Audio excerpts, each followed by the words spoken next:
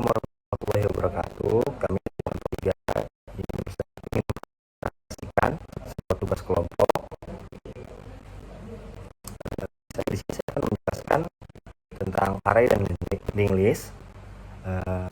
Materi yang akan dijelaskan oleh rekan saya, Wildan. Ya, hadir.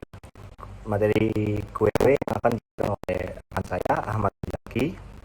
Materi binary tree yang akan dijelaskan oleh rekan saya, Saifuddin.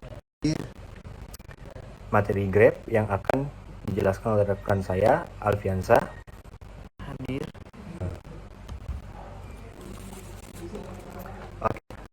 Materi array dan linked list ya. Array dan linked list memiliki perbedaan. Array menyimpan tipe data yang sama, sedangkan linked list menyimpan tipe data yang berbeda. Untuk membuat operasi array, itu kita menggunakan string ya. Terus sedangkan kita untuk membuat linked list itu kita menggunakan insert, yaitu untuk menambahkan data. Terus size melihat panjang list, search untuk mencari data, delete untuk menghapus data, show data itu menambahkan data. Oke, yang pertama kita memasukkan insert data. Lalu setelah itu kita akan mencoba untuk menghapusnya. Masukkan insert, kita memasukkan anggur. Lalu kita masukkan lagi menggunakan insert mangga. Lalu kita mencoba untuk menghapusnya menggunakan delete. Kita delete yang mangga. Kita delete yang mangga. Maka setelah itu kita akan menampilkan data yang sudah tadi kita insert. Kita tampilkan data menggunakan show data. Nah, setelah itu data yang akan muncul adalah data anggur, karena tadi yang mangga itu sudah kita hapus. Untuk selanjutnya penjelasan dari stack yang dijelaskan oleh rekan saya. Yang pertama Muhammad Wildan.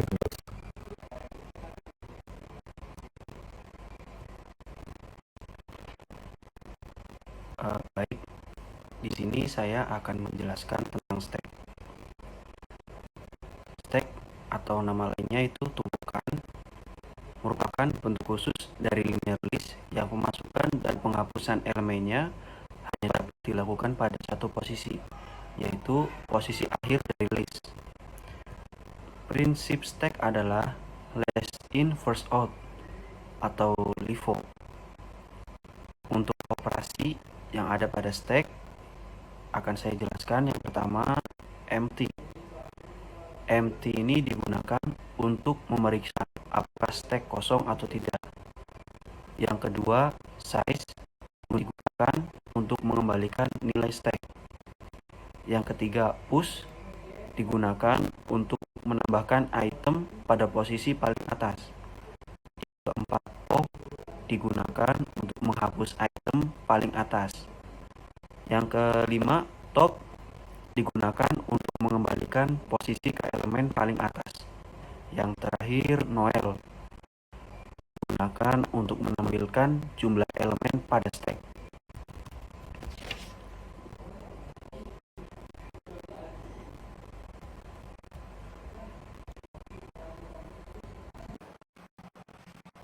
Ya, di sini untuk contoh dari implementasi pattern push stack. Yang pertama, push object. Di sini saya telah masukkan objek anggur, dan otomatis pada dihapus objek ini, objek anggur telah ditambahkan dalam runningnya. Yang kedua, saya coba lagi untuk push objek mangga. Lalu pada runningnya objek mangga telah ditambahkan. Seterusnya saya running untuk pilihan pop objek. Karena sebelumnya topnya berada pada mangga, maka yang di pop adalah objek mangga telah dihapus. Lalu yang ketiga, saya pilih untuk pilihan seperti dan runningnya false karena masih ada objek anggur yang ada pada stack. Lalu yang keempat, tampil objek terakhir dan runningnya objek terakhir muncul objek anggur.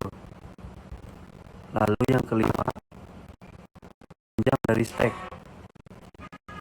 Panjang dari stack adalah 1 karena tadi topnya berada pada anggur. Oke, sekian dari saya. Terima kasih. Di sini saya akan menjelaskan program tentang QQ atau antrian.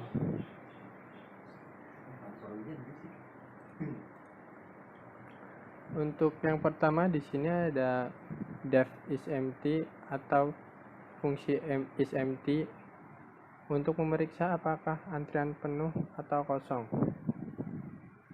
Yang kedua ada div pick. Di sini div pick adalah fungsi untuk melihat antrian penuh atau kosong. Untuk yang selanjutnya ada fungsi NQQ. Fungsi NQQ berfungsi untuk menambahkan antrian di belakang. Selanjutnya ada def dqq berfungsi untuk menghapus antrian dari depan. Dan yang terakhir ada size. Itu adalah ukuran. Di sini saya membuat program daftar nama hewan. Di sini saya menambahkan NQQ ada 3. Yang pertama ayam, kambing, dan sapi. Dan di sini saya menampilkan antrian tersebut dan outputnya keluar ada 3 nama, yaitu nama hewan ayam, nama hewan kambing, dan sapi. Setelah itu saya memasukkan program atau script dqq untuk menghapus antrian dari depan. Dan saya memunculkan lagi dan hasilnya antrian depan terhapus atau nama hewan ayam terhapus, jadi sisa nama hewan kambing dan nama hewan sapi.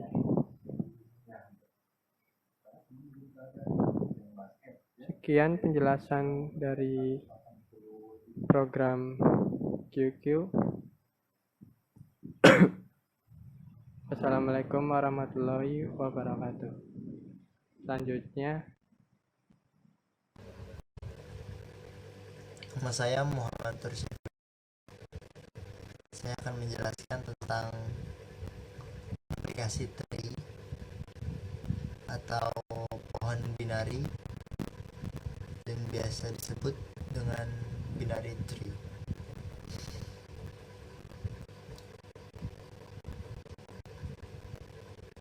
Dalam program ini terdapat fungsi add yang berfungsi untuk menambahkan data. Jadi yang pertama ini add, fungsinya add ini untuk menambahkan data. Dan yang kedua terdapat fungsi find yang berfungsi untuk menemukan data. Yang kedua ini itu yaitu fin. Fungsinya fin ini untuk menemukan data-data. Yang pertama tadi menambahkan data, yang kedua berfungsi untuk menemukan data, dan yang ketiga terdapat delete yang berfungsi untuk menghapus data. Dan yang keempat terdapat fungsi print tree yang berfungsi untuk menampilkan data. Jadi print tree ini berfungsi untuk menampilkan data-data yang tadi telah didata. Di sini saya memasukkan angka 0, angka 2, angka 3, angka 4, dan angka 8. Lalu saya mencoba fungsi fin dengan memori.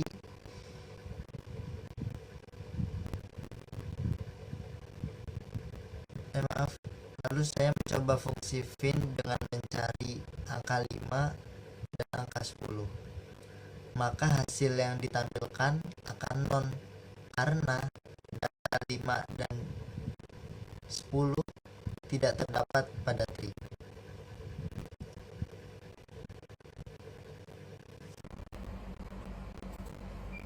Oke, saya ingin menjelaskan tentang pemrograman graph.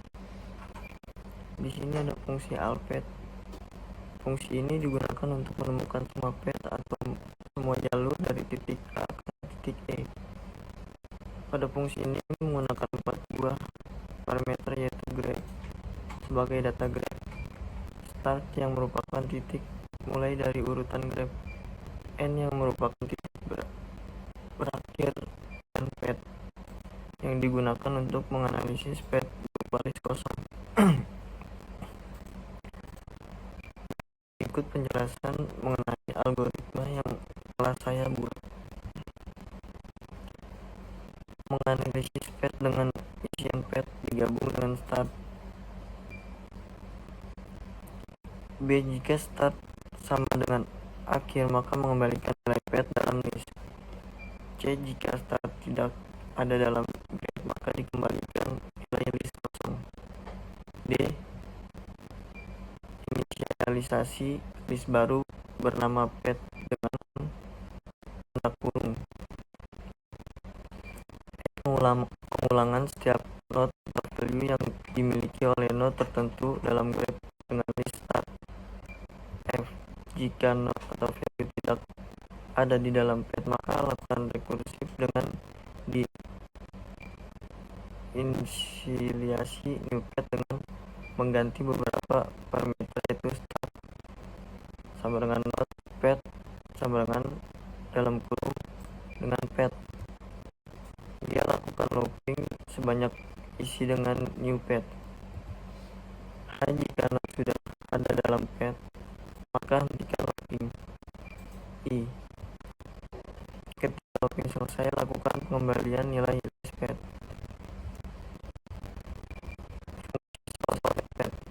Fungsi ini digunakan untuk belajar dapat dari titik A ke titik E. Pada fungsi ini menggunakan buah parameter yang sama dengan fungsi di atasnya. Berikut algoritma dan pemrograman yang telah saya buat. A. Inisialisasi list path dengan isian path digabung dengan start. B. Jika start sama dengan akhir, maka mengembalikan nilai path dalam list. C. Jika start tidak dalam graph, maka dikembalikan nilai 0. D. Inisialisasi variabel source dengan non. E. Pengulangan setiap node atau value yang dimiliki oleh node tertentu. F. Jika node atau value tidak ada di dalam path, maka lakukan rekursif di inisialisasi new path dengan mengubah parameter start dengan node, path sama dengan dalam kurung dengan path bukan default. J. Jika new path dan shooters adalah nilai atau tidak dengan node dan jika lebih kecil dari panjang shoot, maka lakukan inisialisasi shoot dengan new path. Maka jika node sudah dalam pad, lakukan looping. Ketika looping selesai, lakukan pengembalian dinilai shooter. Fungsi FindListShooterPath. Fungsi ini digunakan untuk menentukan jalur alternatif tercepat dari titik A ke titik E. Pada fungsi ini menggunakan dua parameter, yaitu alpath, yaitu merupakan inisialisasi dari list alpath, dan shooterpath yang merupakan inisialisasi dari sourcepath. Berikut algoritmanya. A. Inisialisasi sort list dalam kurung. B. Looping sebanyak isi alpath. C. Jika panjangnya sama dengan sort path, maka masukkan ke dalam sortlist. D. Jika looping selesai, maka lakukan pengembalian nilai sortlist. Fungsi displayblock. Fungsi ini digunakan untuk menampilkan dalam bentuk list ke bawah. Pada fungsi ini, parameter hanya satu, yaitu hasil dari pengembalian nilai masing-masing fungsi soal agar bisa tampil dengan rapi. Fungsi ini tidak memiliki pengembalian algoritma. Tulis panjang data dalam list, kemudian lakukan print masing-masing data. Fungsi aladd. Fungsi ini digunakan untuk menentukan semua edge atau penghubung antara dua titik. Pada fungsi kali ini menggunakan satu parameter, yaitu distGraph. Berikut algoritma. Inisialisasi edgeList dalam kurung. Looping sebanyak kata kunci atau node dan graph. Jika kunci tersebut memiliki nilai, maka lakukan looping sebanyak nilai node itu. Gabungkan kunci dan nilai, kemudian tampung di temp dan masukkan ke dalam edgeList. Jika looping telah selesai, maka lakukan pengembalian edgeList. Panjang program. Pemanggilan fungsi alpath ditampung di variabel alpath, kemudian lakukan print dengan menggunakan fungsi displayblock agar hasil rapi. Tampung pemanggilan shooterpath dengan variabel shooter. Kemudian tampung hasil panggilan pencarian shooter dan alpath menggunakan parameter shooter dan alpath. Memanggil fungsi find, aladd, dan print. Mungkin itu saja yang bisa saya jelaskan, kurang lebihnya mohon maaf. Assalamualaikum warahmatullahi wabarakatuh.